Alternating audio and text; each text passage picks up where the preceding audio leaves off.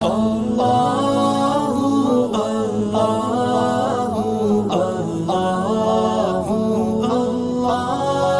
اللہ الرحمن الرحیم۔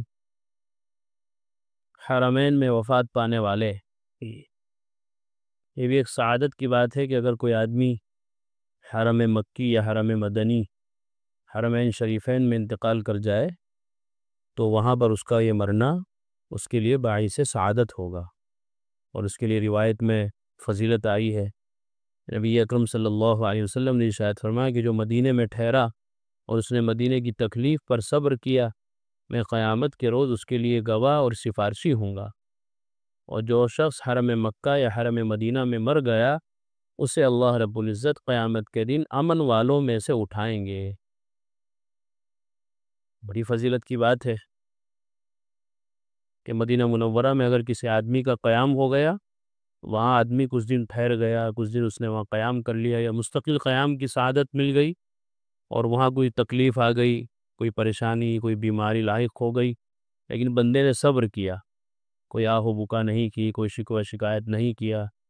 زبان پر نہیں آیا کہ یار جب سے مدینے میں آئے ہیں یہ ہو رہا ہے وہ ہو رہا ہے، صبر کیا اس نے، تو اللہ تعالیٰ نے اپنے نبی پاک صلی اللہ علیہ وسلم کی زبانی یہ بشارت سنائی ہے کہ نبی اکرم صلی اللہ علیہ وسلم خود اس کے لیے گواہی دیں گے اور اس کے لیے سفارشی بنیں گے قیامت کے دن۔ بہت سعادت کی بات ہے، اسی وجہ سے بڑے بڑے اللہ والے وہاں گئے ہیں، انہوں نے ہجرت کی ہے اور دعائیں کی ہے اللہ سے کہ وہاں کی موت نصیب ہو جائے، چنانچہ اللہ نے ان کی دعائیں بھی قبول کی ہے۔ تو یہ تو صرف رہنے اور وہاں کی تکلیفوں پر صبر کرنے کی فضیلت ہے، لیکن اگر کوئی آدمی مکے یا مدینے میں مر گیا تو اس کے لیے یہ ہے کہ وہ قیامت کے دن امن والوں میں سے اٹھایا جائے گا۔ یہ روایت پہلے بھی آ گئی تھی، نبی اکرم صلی اللہ علیہ وسلم نے ارشاد فرمایا کہ قیامت کے دن سب سے پہلے میں اپنی قبر سے نکلوں گا، پھر ابو بکر و عمر رضی اللہ عنہما، کہ پھر ہم دن ہو جائیں گے جنت البقیع، مدینہ منورہ کے قبرستان، وہاں سے لوگ قبروں سے اپنے اٹھیں گے، ان کو ساتھ لیں گے اور مکے والوں کا انتظار کریں گے، یہ سب لوگ جمع ہو کر میدان محشر میں جائیں گے۔ تو یہ جو قیامت کے دن کی ہولناکیاں ہوں گی، زلزلے ہوں گے، اور اسی طرح کی اور آزمائشیں یا اور تکلیفیں جو حدیث میں آئی ہیں، وہ وہاں والوں کو نہیں پہنچے گی۔ مکے اور مدینے میں جو لوگ مریں گے وہ ان ساری گھبراہٹوں سے، ہولناکیوں سے اور ان عذابوں سے محفوظ اور معمول رہیں گے۔ یہ بھی فضیلت کی بات ہے۔ ایسے ہی جو آدمی حج کرتے ہوئے مر جائے اس کے لیے بھی فضیلت ہے۔ حضرت عبداللہ ابن عباس رضی اللہ عنہما سے روایت ہے کہ ایک صاحب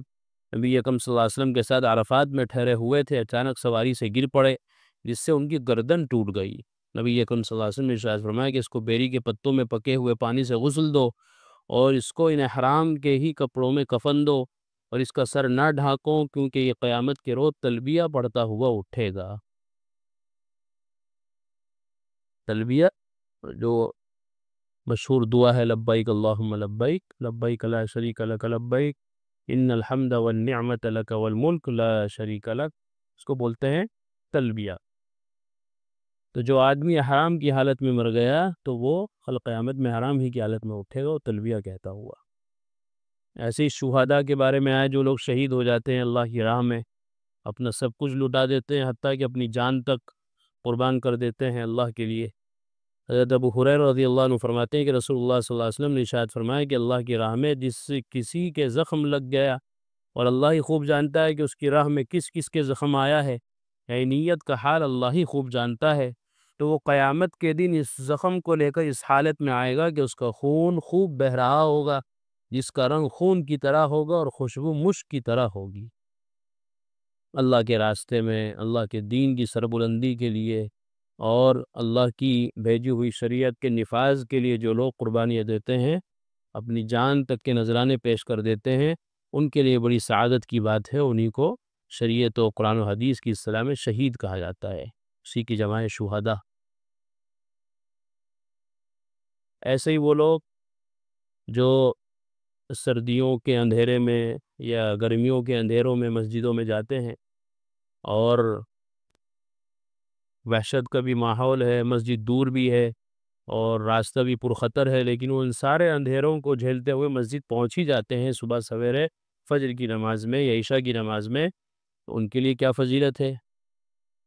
حضرت حضرت بریدہ رضی اللہ عنہ روایت فرماتے ہیں کہ نبی اکرم صلی اللہ علیہ وسلم نے ارشاد فرمایا کہ مسجدوں کو اندھیرے میں جانے والوں کو خوشخبری سنا دو کہ ان کو قیامت کے دن پورا پورا نور عنایت کیا جائے گا. کیونکہ یہ بھی ایک بہانہ ہوتا ہے نا، بارش بہت ہو رہی، اندھیرا بہت ہو رہا ہے، لائٹ نہیں آ رہی. اس زمانے میں تو لائٹ کا تصور نہیں تھا، اندھیرا ہی اندھیرا ہوتا تھا، لوگ گرتے پڑتے ہوئے مسجد پہنچتے تھے. لیکن اب ساری سہولتیں ہیں، اور اس کے باوجود بھی اگر کبھی ایسا ہو جائے کہ اندھیرا چھا جائے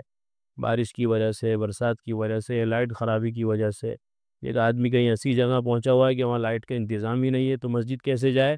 تو یہ بہانہ نہیں ہے کہ مسجد نہیں جایا جائے گا، بلکہ جایا جائے گا. اور اس کے لیے فضیلت یہ ہے، بشارت یہ ہے کہ اللہ تعالیٰ کل قیامت کے دن اس اندھیرے میں جانے اور آنے کی وجہ سے قیامت کے دن اس کو نور کامل عنایت فرمائیں گے. تو بڑی فضیلت کی بات ہے یہ بھی. اس لیے ہمیں مسجدوں کی حاضری میں خاص طور پر وہ نمازیں کہ جو اندھیروں میں پڑھی جاتی ہیں ان کے ادائیگی کی جماعت کے ساتھ پوری کوشش کرنی چاہیے، چونکہ یہ نماز بھی ہے اور نماز کے ساتھ ساتھ فضیلت والا عمل بھی ہے. اللہ تعالی ہم سب کو عمل کی توفیق عطا فرمائے. قرآن کریم میں اللہ تعالیٰ فرماتے ہیں الا بذکر اللہ تطمئن القلوب، کہ سن لو، اچھے سے سمجھ لو، اللہ تعالیٰ کے ذکر ہی سے دلوں کو اطمینان نصیب ہوتا ہے. یعنی اللہ تعالیٰ کے جو انعامات و احسانات و اس کی نوازشیں ہم پر ہیں، اگر ہم ان کو یاد کریں گے تو ہمارے بے قرار دل کو قرار آ جائے گا، سکون مل جائے گا. اگر ہم چاہتے ہیں کہ ہمارے دلوں میں سکون آئے، اطمینان نصیب ہو، تو اس کا ایک واحد علاج اور ایک بہترین دوا یہ ہے کہ ہم فوراً اللہ کے ذکر میں مشغول ہو جائیں.